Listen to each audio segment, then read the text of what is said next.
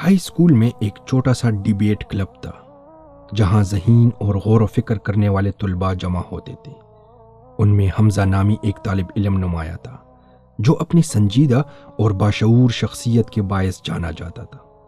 اساتذہ اس کی قدر کرتے، طلباء اسے آئیڈیل مانتے اور اسے طلباء کی قیادت کے لیے موزوں سمجھا جا رہا تھا۔ یہ منصب صرف سب سے زیادہ ذمہ دار طلباء کو دیا جاتا تھا۔ ایک دوپہر لمبے مباحثے کے بعد کلب کے ممبران پرسکون ہو کر بیٹھ گئے۔ پہلی بار حمزہ نے اپنی معمول کی سنجیدگی چھوڑ دی۔ وہ عام انداز میں بات کرنے لگا، کھل کر ہنسا، بلکہ چند لطیفے بھی سنا ڈالے جو اس کے لیے غیر معمولی بات تھی۔ دیگر طلباء یہ دیکھ کر حیران رہ گئے۔ حمزہ، تم تو ہنسی مذاق بھی کر سکتے ہو، ایک نے ہنستے ہوئے کہا۔ حمزہ مسکرایا۔ ہم ایک نجی محفل میں ہیں اور صرف قریبی دوست ہیں، کبھی کبھی سب کو آرام کی ضرورت ہوتی ہے۔ ملاقات ختم ہوئی، سب خوشی خوشی واپس چلے گئے، مگر علی جو حمزہ کا قریبی دوست تھا اس لمحے کو بلا نہ سکا۔ اسی شام جب علی اور کچھ ساتھی اسکول کے صحن میں بیٹھے گفتگو کر رہے تھے تو اس نے لاپرواہی سے حمزہ کے رویے کا ذکر چھیڑ دیا۔ تم لوگ یقین نہیں کرو گے، آج حمزہ نے مزاحیہ باتیں کی۔ وہ جو ہمیشہ سنجیدہ رہتا ہے آج تو بالکل الگ انسان لگ رہا تھا۔ یہ سن کر سب حیران رہ گئے۔ واقعی حمزہ، وہی حمزہ جو ہمیشہ استادوں جیسا لگتا ہے، کسی نے مذاقاً کہا۔ ہاں نا، بلکہ اس نے چند اساتذہ کی نقل بھی اتاری، علی نے مزید بڑا چڑھا کر بات کہہ دی، یہ سوچے سمجھے بغیر کہ اس کے الفاظ کیا رخ اختیار کر سکتے ہیں۔ یہ بات مذاق مذاق میں شروع ہوئی مگر آہستہ آہستہ پھیلنے لگی۔ اگلی صبح پورے اسکول میں خبر گردش کر رہی تھی، مگر اس میں کافی رد و بدل ہو چکا تھا۔ سنا تم نے؟ حمزہ اساتذہ کا مذاق اڑا رہا تھا۔ ناممکن، وہ تو سب سے سنجیدہ طالب علم تھا۔ ہاں، اور وہ ایک خفیہ میٹنگ میں اساتذہ کے خلاف باتیں کر رہا تھا۔ ہر بار جب کہانی دہرائی جاتی اس میں مزید نمک مرچ لگ جاتی، یہاں تک کہ یہ خبر سینئر استاد حسن صاحب تک پہنچی جو حمزہ کے مداح تھے اور اسے طلباء کی قیادت کے لیے منتخب کرنا چاہتے تھے۔ حیران اور مایوس ہو کر انہوں نے سر ہلایا۔ مجھے حمزہ سے یہ امید نہیں تھی، میں سوچ بھی نہیں سکتا تھا کہ وہ ایسی حرکت کرے گا، اور یوں حمزہ اپنی ایک اہم کامیابی سے محروم ہو گیا۔ جب یہ بات حمزہ تک پہنچی تو وہ حیرت زدہ رہ گیا۔ کیا لوگ سمجھ رہے ہیں کہ میں نے اساتذہ کی بے عزتی کی؟ وہ دنگ رہ گیا۔ اس نے تو صرف ایک نجی محفل میں ہنسی مذاق کیا تھا اور اب لوگ اس کے بارے میں غلط رائے قائم کر رہے تھے۔ مایوس اور دکھی ہو کر اس نے صفائی دینے کی کوشش کی، مگر نقصان ہو چکا تھا۔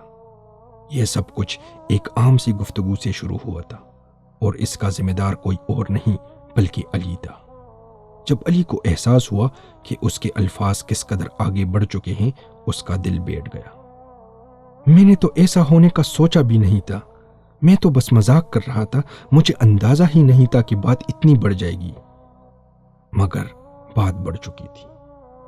گناہ کے احساس سے برا علی قریبی مسجد کے امام کے پاس گیا تاکہ سمجھ سکے کہ اسے کیا کرنا چاہیے۔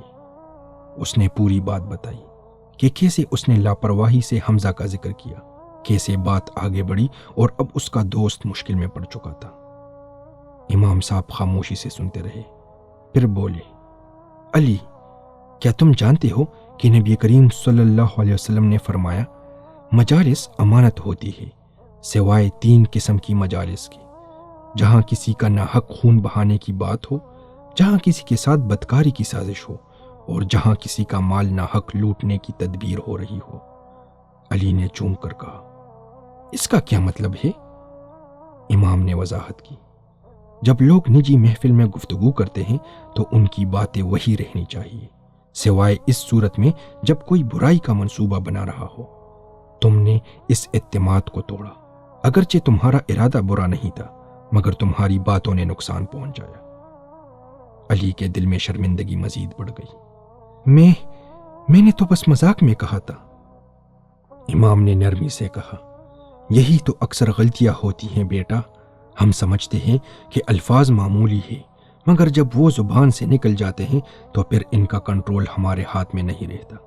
نبی کریم صلی اللہ علیہ وسلم نے ہمیں سکھایا ہے کہ اعتماد اور رازداری کا خیال رکھنا ضروری ہے۔ اگر لوگ اپنی باتوں کی حفاظت پر یقین نہ کریں تو کوئی بھی کھل کر بات نہیں کر سکے گا۔ علی نے گہرا سانس لیا۔ اس نے حمزہ کے اعتماد کو ٹھیس پہنچایا تھا۔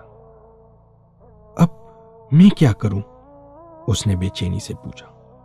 امام صاحب مسکرا دیے۔ سب سے پہلے اللہ سے معافی مانگو، کیونکہ یہ زبان کی غلطی تھی۔ پھر حمزہ سے معافی مانگو، نہ صرف الفاظ میں بلکہ اس کا نام اس معاملے میں صاف کر کے۔ علی نے سر ہلایا۔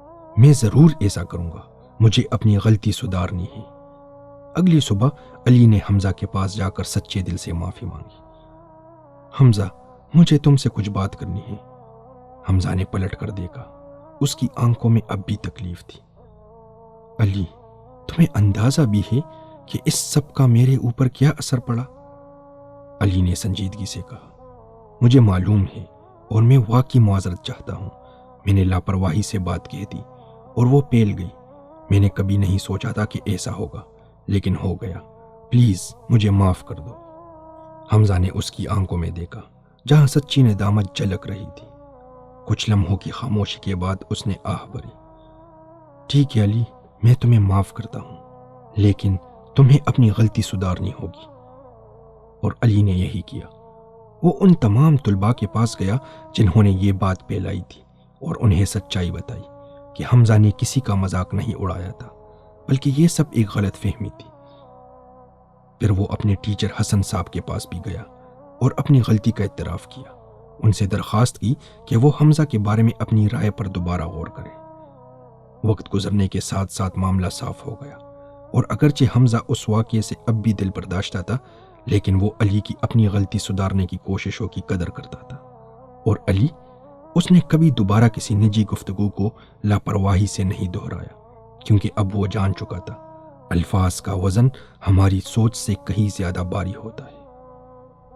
اگر آپ کو یہ کہانی پسند آئی تو ویڈیو کو لائک اور اس پر کمنٹ کرنے کے ساتھ ساتھ اسے شیئر بھی کریں تاکہ یہ پیغام زیادہ سے زیادہ لوگوں تک پہنچے۔